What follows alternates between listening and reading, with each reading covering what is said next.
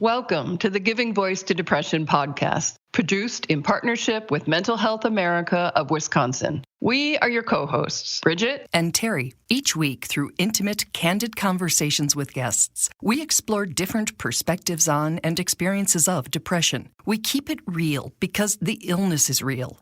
We keep it hopeful because there truly is hope in spite of what depression tells you. We are not experts or therapists. We're sisters and best friends who live with depression and have interviewed hundreds of others who do as well. By sharing stories of lived experiences, we expose depression for the lying bully it is.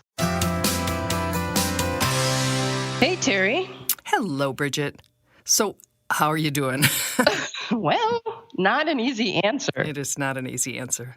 Fine. Fine. It's all very weird. I'm not able to work my other job, which has obviously lots of implications, but I do get to spend lots of time with my daughter here, and, it's got its ups and downs. Mm-hmm.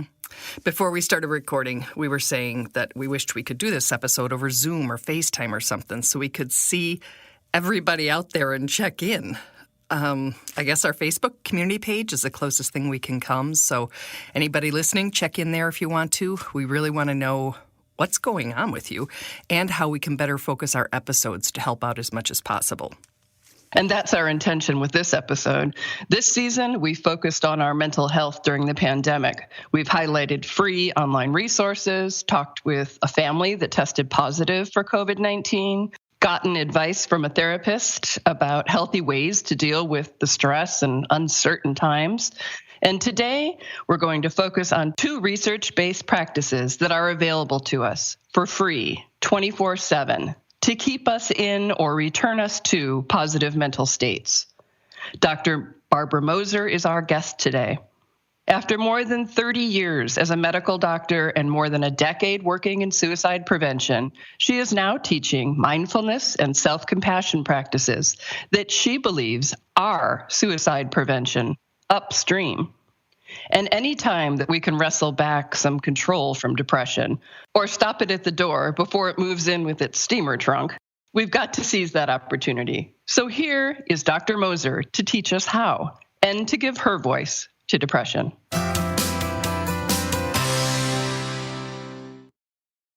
All right, we will dive in.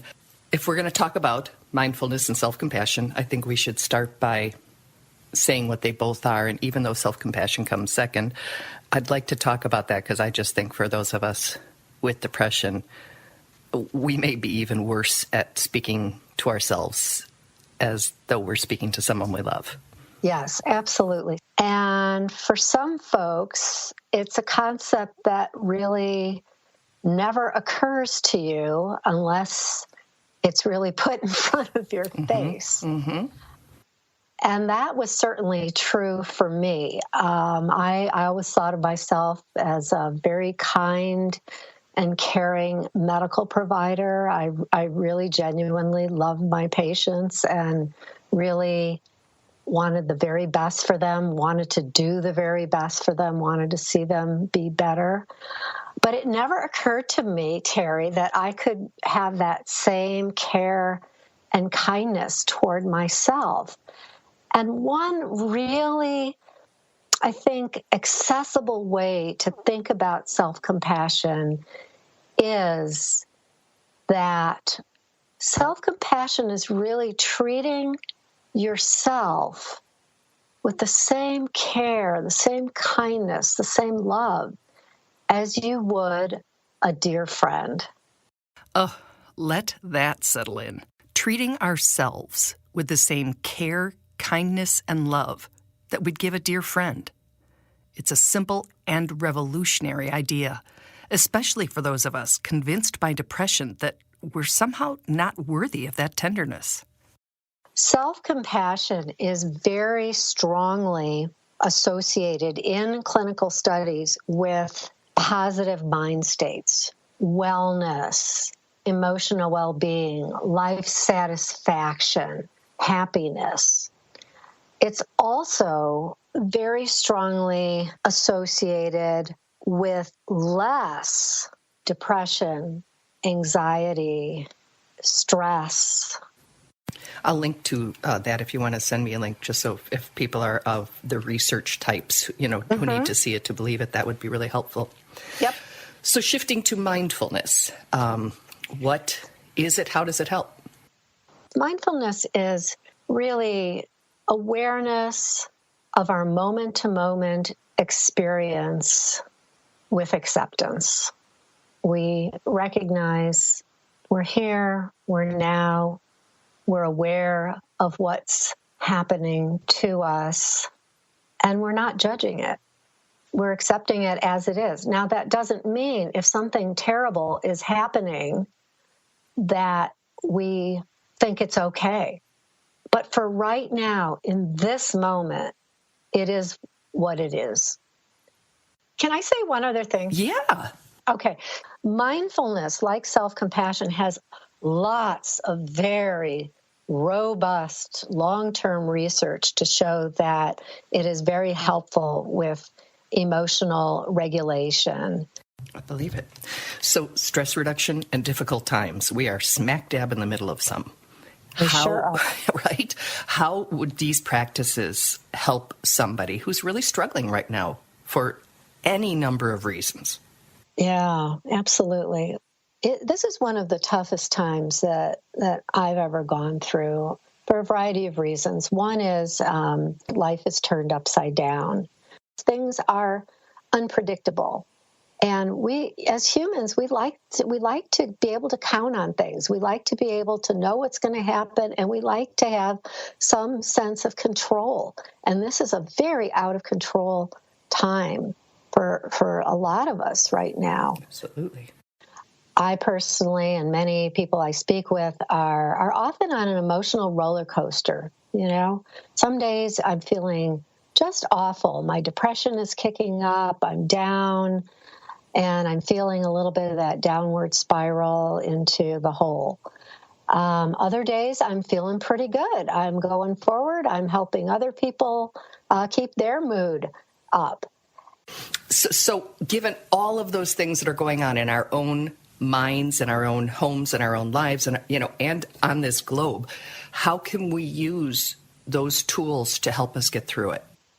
So mindfulness and self-compassion are two of the best tools that we have at our beckoning always to help us regulate our emotions, to help us cope with difficult emotions and to meet them skillfully.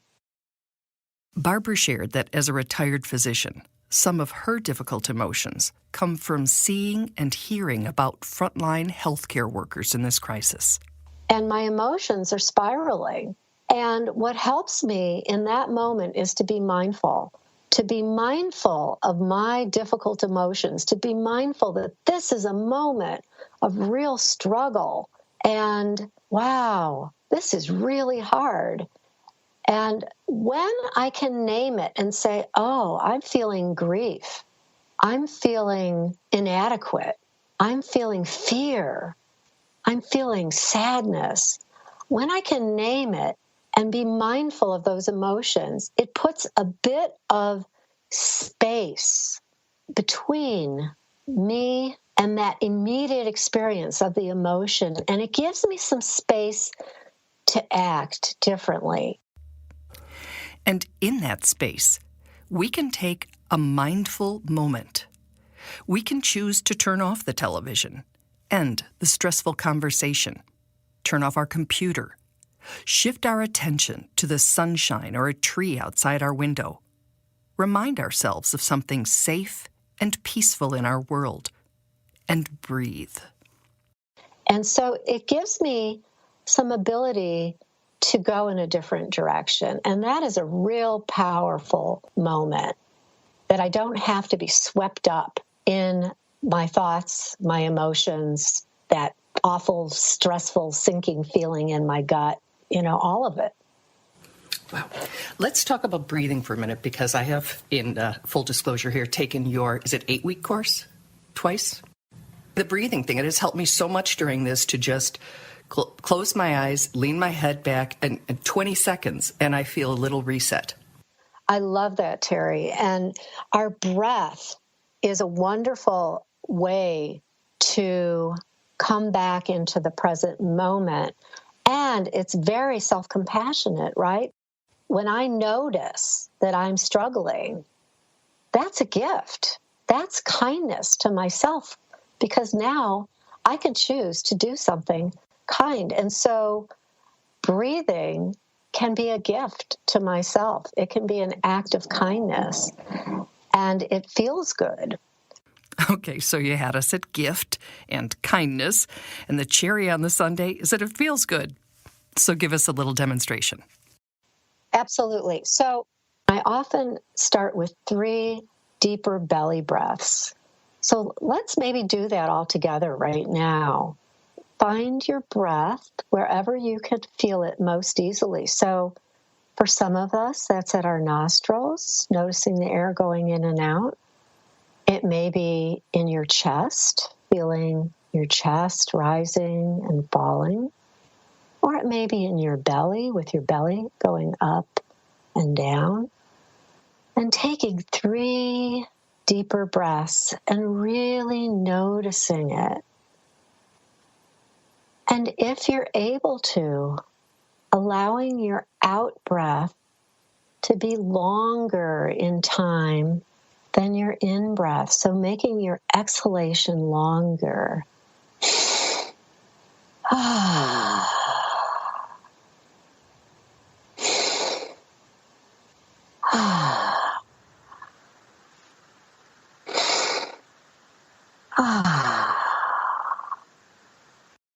The longer exhalation, as Barbara explains it, involves our parasympathetic and autonomic nervous systems. In lay terms, it calms our nervous system when we're feeling anxious or stressed. I feel it all the time when I'm just wired to be very stressed. And for those of us, me too, who have a history of trauma, we can't help this. This is just how we are. This is how our brains function.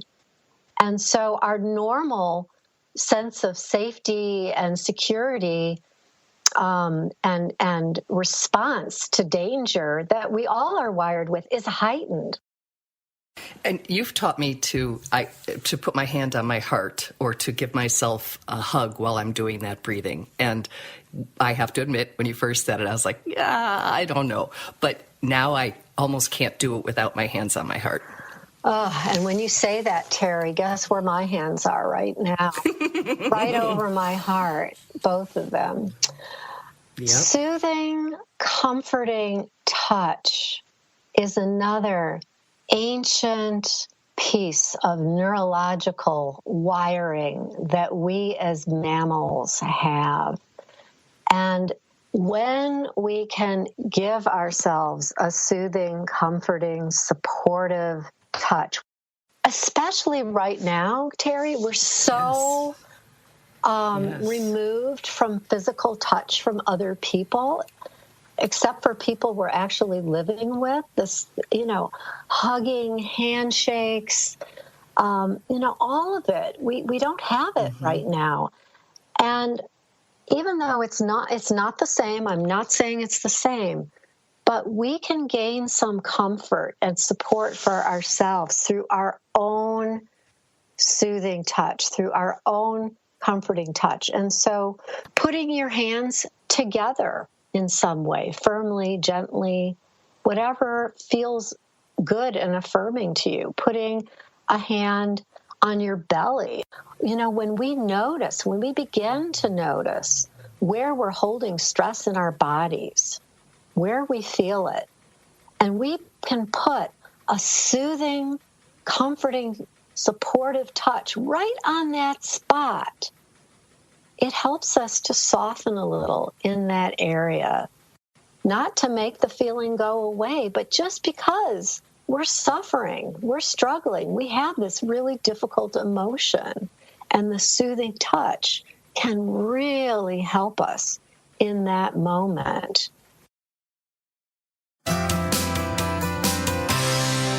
One of the last points that Dr. Moser made was a really tricky one for me to get during the class, but now I really like it now that I've thought about it for a long time. But we do these things for ourselves not to make the feeling go away, but simply because we're having the bad feeling.